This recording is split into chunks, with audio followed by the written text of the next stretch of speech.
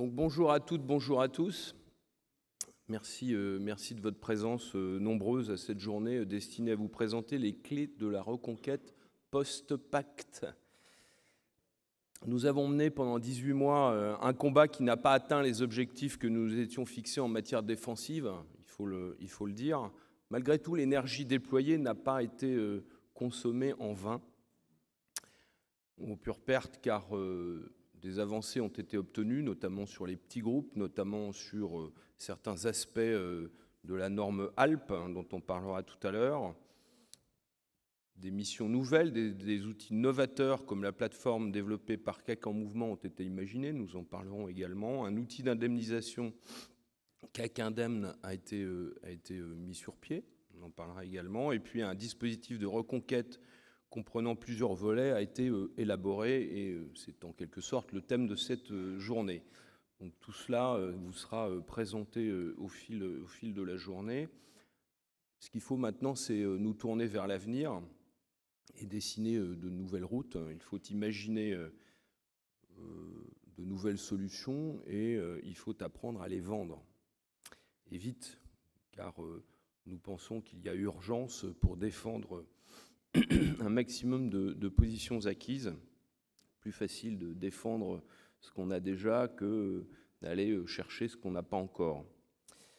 Pour cela, il faut se connaître et savoir ce que l'environnement pense de nous, au-delà des choses désagréables que nous avons entendues pendant le débat politique. Il faut oublier tout cela. Certes, notre ADN est hybride, c'est en tout cas comme ça que nous le vivons, et même s'il n'est pas perçu ou peu distinctement par notre environnement, il faut se dire les choses. Nous sommes un tiers indépendant, légal, au service de l'intérêt général.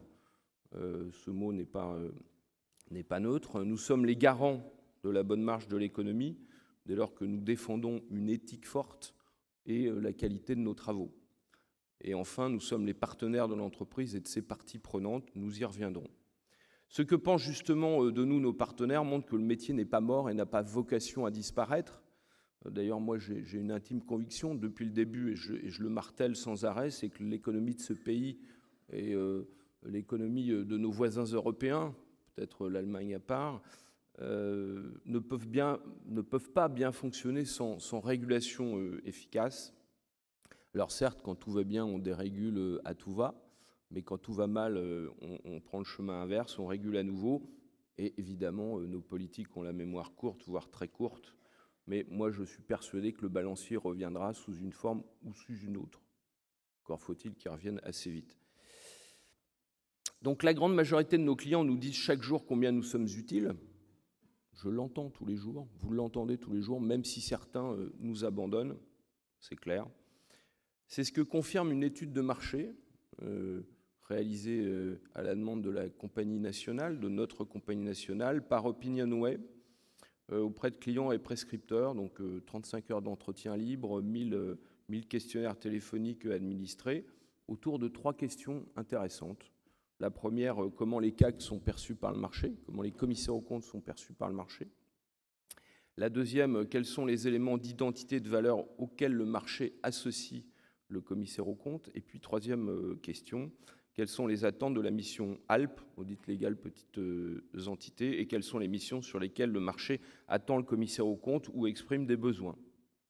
Et les réponses sont agréables à entendre d'un certain point de vue, puisqu'en résumé, nous avons une légitimité forte sur la mission d'audit, heureusement, et sur les données comptables et financières. Nous avons une capacité à adopter une posture de conseil, je lis mon papier pour être précis. Notre regard externe sur les risques est jugé pertinent et le commissaire aux comptes participe du cercle vertueux pour les entreprises. Ça, c'est les aspects positifs réjouissants. À l'inverse, nous devons améliorer certains points faibles. Premier d'entre eux, nous entretenons une relation souvent désincarnée avec nos clients qui sentent également un sentiment de connivence avec l'expert comptable.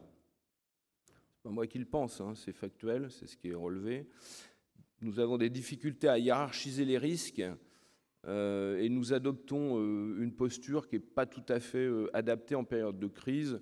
Et pour finir, le chef d'entreprise éprouve un sentiment de choc de culture quand il nous voit arriver. Voilà. Donc ça, c'est les points faibles à améliorer. Donc en fait, en définitive, le marché reconnaît notre légitimité, reconnaît la légitimité du commissaire aux comptes sur le cœur de métier. Ce que je dis n'est pas anodin, mais pointe du doigt un manque d'adéquation avec les besoins actuels des dirigeants et des prescripteurs. Et tout ça, ça se corrige, rien d'insurmontable en vérité, mais évidemment, il faut corriger cela en tenant compte de l'identité qui est perçue par nos clients et nos prescripteurs, qui repose sur un triptyque qui est intéressant, qui correspond peu ou prou à ce que nous ressentons finalement. Premièrement, nous sommes un partenaire indépendant de confiance. Deuxièmement, nous sommes vus comme un contre-pouvoir et le gardien des règles. Et troisièmement, nous sommes un expert des données financières. Donc, en définitive, nos clients sont en attente d'interaction, davantage orientées vers des missions de diagnostic et de recommandation. Finalement, ça tombe bien, puisque la Compagnie de Paris oriente ses réflexions depuis un an déjà dans cette direction. Nous allons en reparler et le détailler. Autre volet de cette étude, de cette enquête Opinionway, sur la mission ALP. Et là, les réponses sont sans surprise. En fait, cette mission ALP intéresse davantage le client que les parties prenantes. Et elle intéresse le client à la condition que nous émettions un rapport sur les risques, vous savez, le fameux rapport numéro 2. Alors, on présentera tout à l'heure, Camille et Mélanie s'en chargeront, à condition donc que ce rapport sur les risques soit sur mesure et à forte valeur ajoutée. Donc nous avons bien fait de nous battre pour que la norme ALP ne contienne pas d'éléments très précis sur le contenu de ce rapport. Et dernier élément, la durée de la mission de 3 ans doit aussi être légitimée. C'est vrai qu'on aurait pu imaginer une mission encore plus courte que 3 ans. Peut-être c'est un peu de provocation de ma part, mais ça aurait pu constituer un argument de vente plus important. Donc, en définitive, même si l'heure est grave, je ne m'en cache pas, et même si l'ampleur de la tâche est très conséquente, nous devons garder en tête que nous sommes perçus, l'idée que nous sommes perçus comme très utiles, à charge à mieux démontrer cela et de nous adapter aux contraintes nouvellement posées. Nous avons sans doute trop entendu et trop dit que nous allions perdre 3/4 de nos mandats. Ça, c'était pendant la phase défensive du combat. Je crois qu'il faut désormais s'employer à faire mentir cette statistique et conserver ou transformer un maximum de mandats. Ça, c'est mon objectif en tant que président de la Compagnie de Paris, c'est de vous apporter, notre objectif, c'est de vous apporter les outils pour démentir cette statistique, mais sans perdre notre âme ni notre ADN, et avec l'aide du régulateur. Je sais que j'aborde un point qui peut irriter, mais qui ne pourrait ne pas me rendre populaire, mais en tous les cas, c'est ma conviction. Moi, je compte fortement sur le H3C, je m'en suis ouvert à son président, Christine Guéguin, très récemment, pour être extrêmement vigilant sur l'évolution des pratiques liées à l'article 21 de Pacte. Vous savez, cet article qui lève la séparation entre l'audit et le conseil, ça sera expliqué dans un instant. Moi, je ne crois que très moyennement à la notion de mesure de sauvegarde prévue par la loi. J'ai un certain âge et j'ai croisé beaucoup de murailles de Chine dans ma vie, et ces murailles de Chine m'ont toujours paru très poreuses. Voilà, c'est ma conviction, c'est mon avis. Je vous le livre. Donc 6 parties dans cette journée de formation co-organisée avec l'ASFOREF pour bénéficier du statut de formation selon la nouvelle acception. Je vous dirai à la fin comment il faut faire pour bénéficier officiellement de ces 7 heures ou de ces 7h30. Première partie, un point donc sur un point réglementaire sur Pacte. Quelles sont les principales dispositions de la loi, de la norme ALP, de l'audit des petits groupes, de l'article L822-11, vous savez, qui a trait au code de déontologie et d'autres aspects encore. Deuxième partie, quelle stratégie après la crise? Comment conduire le changement? Là, on parlera d'accompagnement et nous verrons l'intervention de David Autissier, un professeur et directeur de la chaire ESSEC du changement, si je ne m'abuse. Troisième partie, après une courte pause café, quelle nouvelle mission?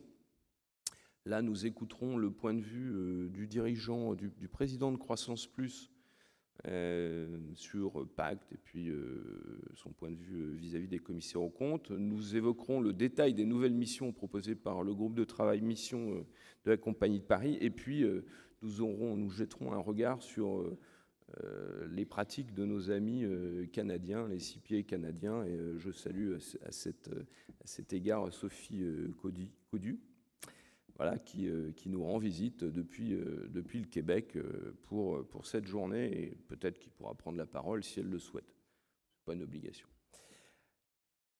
Nous ferons une pause déjeuner courte, 1 heure, pas plus, pour reprendre ensuite la 4e partie autour du thème « Conquérir ou périr », une séquence enthousiasmante, normalement, hein, animée par Michael Aguilar, conférencier bien connu, qui intervient à HEC et à l'Université Panthéon-Sorbonne et qui est un expert en vente et en motivation et qui a publié un certain nombre d'ouvrages à succès. Il nous dira lesquels.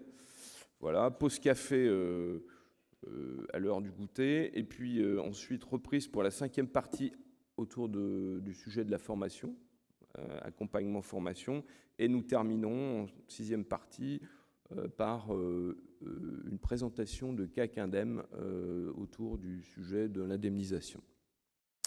Voilà, et puis conclusion à 17h10 avec le témoignage de 2 jeunes confrères, le président de l'annexe Île-de-France, Waïb Damani, que je salue, et le vice-président du CJEC Île-de-France, Pierrick Chauvin, qui n'est pas là, mais qui sera là à l'heure, je n'en doute pas. En définitive, je pense que nous devons rester en mouvement pour survivre. Si j'osais une comparaison, nous venons d'être victimes d'une avalanche. Nous avons été pris par une avalanche, mais nous devons respirer, bouger, retrouver la bonne orientation et creuser pour sortir la tête de la neige. Voilà. Et moi, je crois qu'en un mot, il faut toujours avoir la flamme. Moi, j'ai toujours la flamme en tous les cas. Et cette journée doit vous en fournir les bons motifs et les bonnes raisons. En tous les cas, je l'espère, c'est comme ça que ça a été conçu.